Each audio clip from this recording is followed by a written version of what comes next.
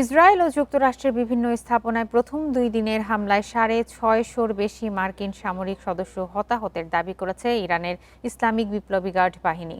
এছাড়া ক্ষেপণাস্ত্র হামলার মুখে মার্কিন বিমানবাহী রণতরী আব্রাহাম লিঙ্কন ইরানের উপকূলীয় জলসীমা থেকে পিছু হটতে বাধ্য হয়েছে দাবি ইরানের।